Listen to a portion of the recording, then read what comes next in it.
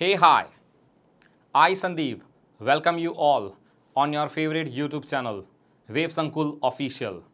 વર્ણમાલા એક બાદ આજના સેશનની અંદર આપણે લઈને આવી રહ્યા છે વર્ણમાલા 2. ગુજલી સિરીઝને તમારો મળેલો અભૂતપૂર્વ પ્રતિસાદ એ દર્શાવે છે કે આ ભાષા પ્રત્યે એટલે કે આ સિરીઝ પ્રત્યે તમારો જે લગાવ છે તે ઘણો અનેરો અને ઘણો સારો રહ્યો છે. સો વિદ્યાર્થી મિત્રો, આ સરસ મજાની સિરીઝના આગળના ચેપ્ટરને એટલે કે આજના એપિસોડ નંબર 4ની અંદર આપણે જોવાના છીએ વર્ણમાલા દ્વિતીય એટલે કે વર્ણમાલા 2. સો વધારે સમય ન લેતા આપણે સીધા આજના સેશનની શરૂઆત કરી દઈએ છીએ. Let's start our today's session. ચલો, આજના સેશનમાં ખાસ શું છે? ગુજલિશના વર્ણમાલા 2ના સેશનમાં તમે ભણવાના છો વ્યંજન જે છે તેના ઉચ્ચારો અને તેના પરથી બનેલા શબ્દ. આપણે સ્વરાવલી જોઈ ગયા છે એટલે કે સ્વર પરથી અને સ્વરની પેરમાંથી કેવા શબ્દ ઉચ્ચારાય છે. આજના સેશનમાં આપણે વ્યંજન અને તેનામાંથી કેવા શબ્દ ઉચ્ચારાય છે અને તેના પરથી કયા કયા શબ્દ બને છે તેનો ઉચ્ચાર આપણે કઈ રીતે કરતા હોઈએ છીએ, કયા મૂળાક્ષરનો કેવો ઉચ્ચાર થશે ઇંગ્લિશની અંદર, આ બધી બાબતો આજના સેશનમાં આપણે ભણવાની છે. તમારે કમેન્ટ સેક્શનની અંદર જણાવવાનું છે કે આ સિરીઝ તમને કેવી લાગી રહી છે. અને યસ, હું આભારી છું આપણા 3 ડિરેક્ટર શ્રીનો કે જેમણે આ સરસ મજાના ઇનિશિયેટિવને એક જ ઝટકામાં લીલી ઝંડી આપી દીધી કે યસ સર, આવું કંઈક શરૂ કરી શકાય. ગુજરાતના તમામ અને ફક્ત ગુજરાતના નહીં પરંતુ ગુજરાતની અંદર ફક્ત વિદ્યાર્થીઓ નહીં, જેટલા પણ બાળકો છે, બરાબર, પૌઢ વ્યક્તિઓ છે અથવા તો જે લોકો ઇંગ્લિશને જાણવા માંગે છે, શીખવા માટે છે, આ સિરીઝ જે છે તેમના માટે છે. ઘણા બધા વિદ્યાર્થીઓની કમેન્ટ્સ આવી રહી છે કે સર તલાટી સુધી પૂરું કરી દેજો, ગ્રામર વગેરે વગેરે. તો વિદ્યાર્થી મિત્રો, તમને જણાવી દઉં કે આ સિરીઝ જે છે તે કોઈ પર્ટિક્યુલર એક્ઝામ માટેની નથી.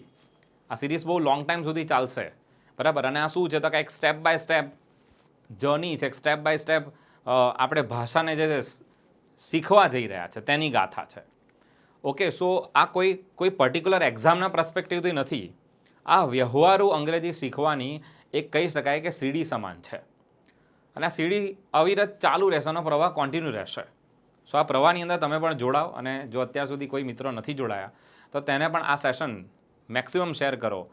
આ ચેનલને હજી તમે સબસ્ક્રાઇબ નથી કરી, આ ચેનલને તમારે સબસ્ક્રાઇબ કરી દેવાની છે. અને આપણે વધારે સમય ન લેતા સીધા શરૂ કરીએ છીએ. સૌથી પહેલો આપણો શબ્દ છે તે છે બી.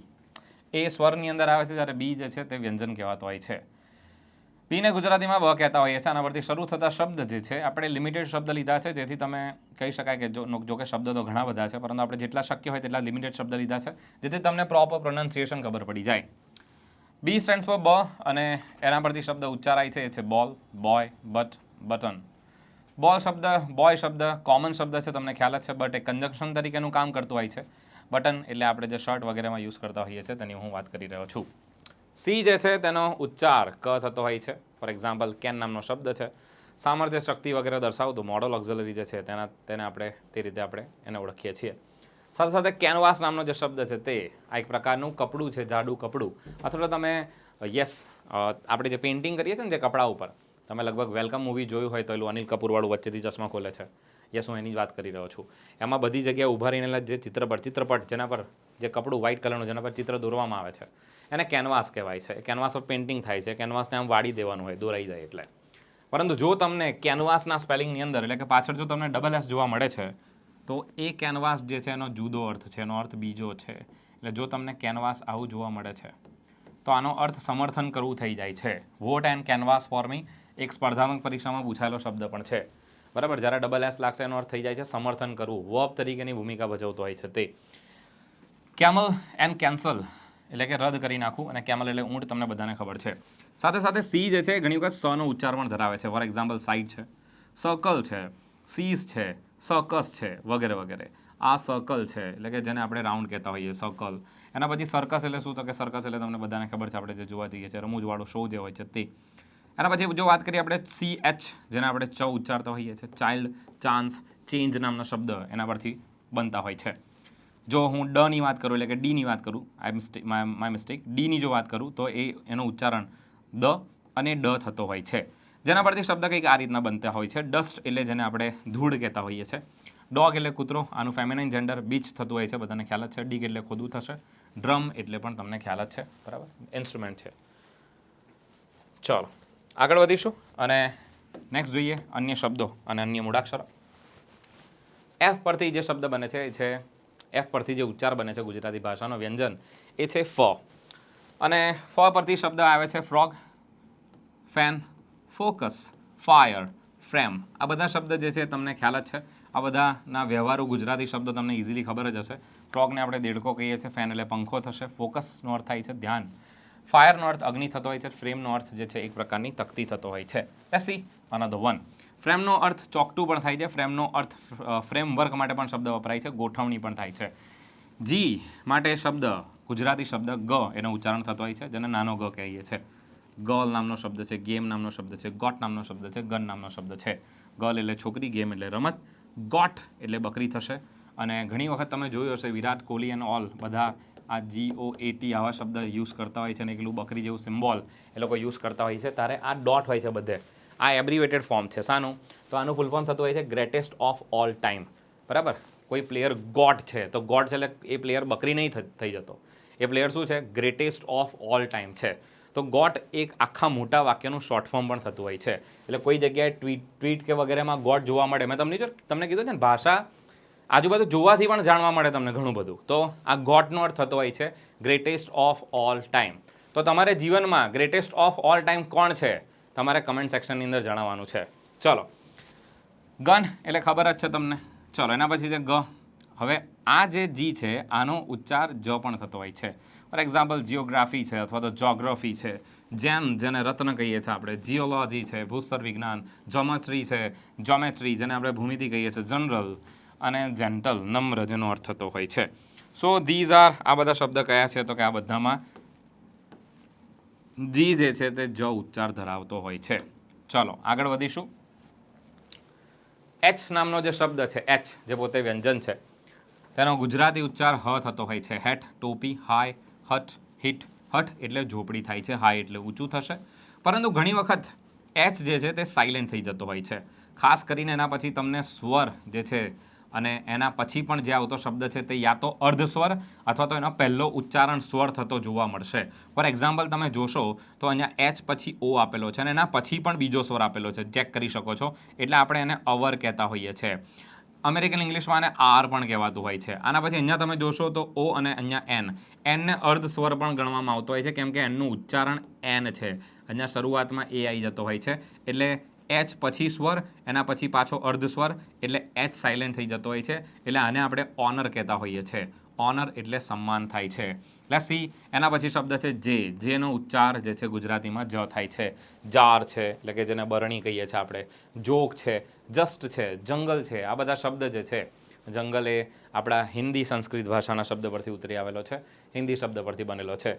એના પછી જે ક જે ઉચ્ચારણ ધરાવે છે કનું, એટલે કે કે સ્ટેન્ડ્સ ફોર ક. કિંગ, કી, કિલ. કિંગ એટલે રાજા, કી એટલે ચાવી થાય છે, કિલ એટલે મારી નાખવું થશે. કે જે છે ઉચ્ચારણ ધરાવે છે ગુજરાતી મૂળાક્ષર કનું. Let's see another one. આગળ જોઈશું. તમને ઘણી વખત કે અને એન જોવા મળે છે જ્યારે તે એટલે કે ક અધ્યાર યુઝ થતો હોય છે. એમાં કે જે છે આપણે સાયલેન્ટ કરી નાખતા હોઈએ છીએ. આના પાછળ પણ કન્સેપ્ટ એ જ છે કે એના પછી તમને બે સ્વર જોવા મળતા હોય છે. એન અર્ધ સ્વર છે, અર્ધ સ્વર તરીકે ને ઓ. એન અર્ધ સ્વર, આઈ. એન અર્ધ સ્વર અને સ્વર.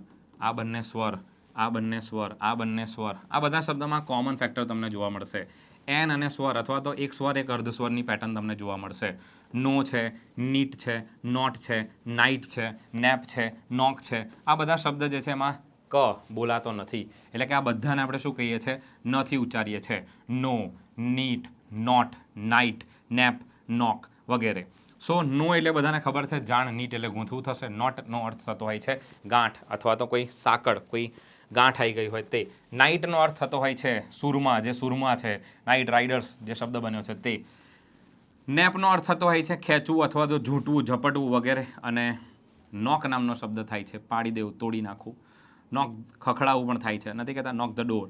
ચલો એના પછી છે એલ. એલનો ગુજરાતી ઉચ્ચારણ મૂળાક્ષર લ થાય છે. લો, લો, લો, લો, લો, લો, લો. આ શું છે? આ કાયદો છે. જ્યારે આ લો નહીં કહેતા, ફીલ્સ લો, બહુ બહુ લોઅર ફીલ કરી રહ્યો છે તે વ્યક્તિ, તે. યસ, હી ફીલ્સ રિયલી લો. તે બહુ લો ફીલ કરી રહ્યો છે. ડાઉન, લવ, લાઇક.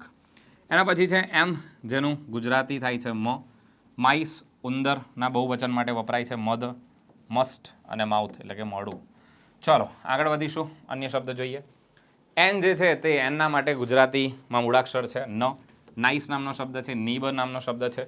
નીબર નામનો શબ્દ ધ્યાન રાખજો આ રીતે લખાતો હોય છે બ્રિટિશ ઇંગ્લિશમાં, પરંતુ જ્યારે અમેરિકન ઇંગ્લિશમાં લખશો ત્યારે યુ નીકળી જતો હોય છે એમાંથી. પછી છે નેશન અને નોબલ. નોબલ નોટ થાય છે ઉમદા, આદર્શ પણ થતો હોય છે, એનો મિનિંગ નમ્ર પણ થાય છે. પી જે છે તેનો અર્થ, ઇંગ્લિશના એક શબ્દનો ઘણા બધા જગ્યાએ ઘણા બધા અર્થ થતા હોય છે. ફોર એક્ઝામ્પલ આપણે આગળ જોઈશું, તમને એક શબ્દના ઘણા બધા મિનિંગ સમજાવીશ. પી સ્ટેન્ડ્સ ફોર પ. ગુજરાતીમાં પ થાય છે પેરોટ, પોપટ. પંચ, પાઇપ, પાઇનેપલ, પિક્ચર. આ બધા શબ્દ જે છે તે પી પરથી એટલે કે પ પરથી ગુજરાતીમાં શરૂ થતા હોય છે.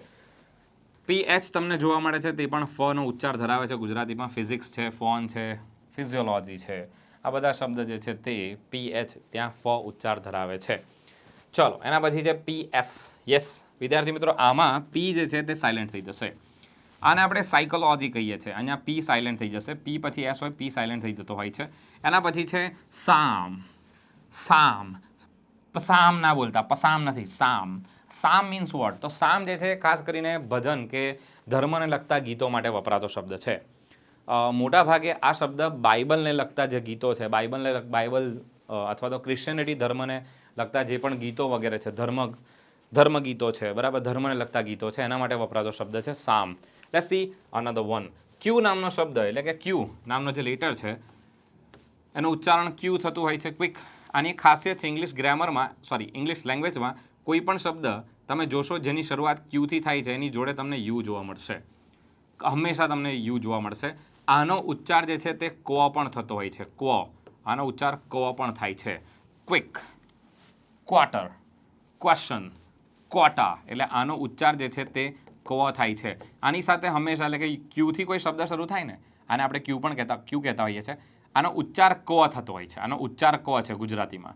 હવે આનાથી કોઈ પણ શબ્દની શરૂઆત થાય ને જોડે યુ તો આવશે હંમેશા. તમે ઇંગ્લિશ ભાષામાં કોઈ પણ શબ્દ જોઈ લો ક્યુથી શરૂ થતો હોય, જોડે તમને યુ જોવા મળશે ને મળશે. એ ક્યુ હોય, ક્વીન હોય, ક્વિક હોય, ક્વાર્ટર હોય, ક્વેશ્ચન હોય, કોટા હોય, એક્સેટ્રા. Let's see. આર જે છે એનું ગુજરાતી ર થતું હોય છે. Run, road, red, room, rear, red. આ બધા શબ્દ જે છે તમને ખ્યાલ જ હશે. રીડ, રિયર એટલે પાછળનું, ફ્રન્ટ એટલે આગળનું, room, red, road, run. Let's see another one. S જે છે એનો ઉચ્ચાર સ થતો હોય છે ગુજરાતીમાં. સુપર, સેન્ડ, સન. આનો ઉચ્ચાર સ પણ થાય છે. એસ અને સી બંને જ્યારે ભેગા હોય છે ત્યારે એનો ઉચ્ચાર સ્ક, શ અથવા તો સ થાય છે. For example સ્કેસિટી. સ્કેસિટી એક ઇકોનોમીનો શબ્દ છે જેનો અર્થ થાય છે અછત, બરાબર, અછત થાય છે એનો અર્થ. સ્કેસિટી જે છે એનો અર્થ અછત થતું હોય છે. બ્રિટિશ ઇંગ્લિશની અંદર આને આપણે શેડ્યુલ કહેતા હોઈએ છીએ. શેડ્યુલ. પરંતુ અમેરિકન ઇંગ્લિશની અંદર આપણે આને સ્કેડ્યુલ કહેતા હોઈએ છીએ. સ્કેડ્યુલ. ચલો આગળ વધીશું. સ્કૂલ, સેપ્ટર. સેપ્ટરનો અર્થ રાજદંડ થાય છે, રાજાનો જે દંડ છે તે. સ્કેન, ખબર જ છે તમને શબ્દ. ચલો એના પછી ટી જે મૂળાક્ષર છે, લેટર છે, એનો ઉચ્ચારણ ગુજરાતીમાં ટ અને ત થતો હોય છે. ટી થી ટોપ શબ્દ આવે છે, ટોપ. ટાય જે પહેરવાની ટાય છે તે. ટો પગની આંગળીને અથવા તો આગળ આખા પંજાને પણ ટો કહેવાય છે. ટેન્ક એટલે તમને ખ્યાલ જ છે. ટેન્કનો અર્થ ટાંકી પણ થાય છે. ટેન્કનો અર્થ જે લડવામાં વપરાતા ટેન્ક છે તે પણ થતો હોય છે. ટીએચનો અર્થ ધના અર્થમાં પણ થાય છે, થના અર્થમાં પણ થાય છે. ધેર. પછી સર આ જે હોય છે એને શું કહેવાય છે? ધેર. ચલો. Thank, throw, thatch, that. ચલો આગળ વધીશું. એના પછી જે વી થી શરૂ થતા શબ્દ વેન, વાન, વેન કહેવાશે. વેકેશન ખબર જ છે બધાને. વ્હીકલ એટલે વાહન થશે. ડબલ્યુ થી શરૂ થતા શબ્દ જે છે તે વોલ, દિવાલ. વેલ સારું પણ થાય, જે વિશેષણ તરીકે વપરાય છે. સાથે સાથે જે છે તમને જોવા મળશે કે વેલ જે છે તે કૂવા માટે વપરાતો શબ્દ પણ છે. વી આપણે, વોક ચાલવું. લેટ્સ સી આગળ વધીએ. ડબલ્યુ અને એચ જે છે તેનો ઉચ્ચાર વ થતો હોય છે. For example when, while, whole. ઘણી જગ્યાએ ડબલ્યુ છે ને સાયલેન્ટ થશે પાછો, ધ્યાન રાખજો. જેમ કે અહીંયા જે છે ને તે, for example when, while, highly, while, whole, whose, Y.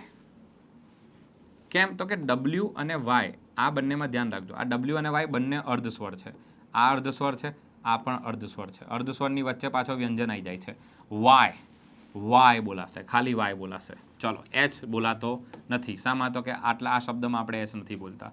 Hall, whose, why. Let's see another one. W and R સાથે આપણે રનો ઉચ્ચાર કરીએ છીએ. રોંગ, વ્રોંગ નહીં, વ્ર નહીં, વ્રોંગ નહીં, રોંગ, રોંગ. રેપ, રેપ કરીને નહીં, લપેટીને આપણે આપીએ છીએ કોઈ વસ્તુ. રેથ, રેથ, વ્રેથ નહીં, વ્રેથ નહીં, રેથ. રેથ એટલે ક્રોધ, આક્રોશ જેને કહેવાય છે. રિસ્ટ, રિસ્ટ એટલે શું? તો કે કલાઈ, આમ કાંડું, કલાઈ જેને કહીએ, રિસ્ટ. એક્સ નો ઉચ્ચાર જબલાનો જ થાય છે. ઝેનન, ઝેનન, ઝીનન નહીં, ઝેનન, ઝેનન. ઝેબેક, ઝેબેક એટલે શું? તો અહીંયા ચિત્ર મેં લીધું જ છે. ઝેબેક જે છે આ 3 ત્રિકોણવાળા, આવા 3 ત્રિકોણ આકાર જે વચ્ચે તમને થાંભલા જોવા મળે છે, થાંભલાથી રોપાયેલા જે આવી ધજાઓ છે જે જહાજની, આવા જહાજને આપણે ઝેબેક કહેતા હોઈએ છીએ. ચાલો આગળ વધીશું. વાયથી શરૂ થતા શબ્દ જે છે ગુજરાતીમાં એનો ઉચ્ચાર યથી થાય છે, યથી થતો હોય છે. યાર્ડ છે, યોર છે, યંગ છે, યસ છે વગેરે. અને ઝેડથી શરૂ થતા શબ્દ ઝેડનું ઉચ્ચારણ જબલાનો જ થશે. Zero, zone, zebra. ખરેખર આપણે એને ઝીબ્રા કહીએ છીએ, બરાબર. અને એ તમને ખ્યાલ જ છે, પટ્ટાવાળું જે હોય છે, ગરધબના શેપનું, ગધેડાના આકારનું પટ્ટાવાળું જે પશુ છે તેની વાત કરેલી છે. સો વિદ્યાર્થી મિત્રો, વ્યંજનથી શરૂ થતા તમામે તમામ શબ્દ આપણે જોઈ લીધા છે. વર્ણમાલા નંબર 2 એટલે કે વ્યંજનો અહીંયા આપણે પૂરા કરીએ છીએ. શરૂઆત જે છે બહુ ભવ્ય રહી છે અને ખરેખર તમારા બધાનો બહુ સરસ મજાનો પ્રતિસાદ મળ્યો છે. આ સિરીઝને આપણે આ રીતે જ ચાલુ રાખીશું, કોન્ટિન્યુ રાખીશું. નેક્સ્ટ સેશનની અંદર તમને વધુ ને વધુ ઇન્ટરેસ્ટિંગ વાતો જે છે શીખવા મળવાની છે. દરેક સેશનની અંદર તમને કંઈક ને કંઈક નવી વસ્તુ જાણવા મળતી હોય છે. આ સેશનમાં પણ તમે ઘણા બધા નવા શબ્દો વગેરે શીખ્યા હશે. તમારી વોકેબ જે છે બહુ સારી ડેવલપ થઈ રહી હશે. અને આ સાથે હું સંદીપ સર આ સેશનમાં આટલું જ રાખીએ છીએ. મળીશું આપણે નેક્સ્ટ સેશનની અંદર વધુ સારી ઇન્ફોર્મેશન સાથે, વધુ સારા શબ્દો સાથે વધુ સારા કહી શકાય કે જ્ઞાન સાથે. ચલો ત્યાં સુધી જોતા રહો વેબસંકુલ ઓફિશિયલ. હું રજા લઉં છું. Thank you so much. જય હિન્દ, જય ભારત, ટાટા.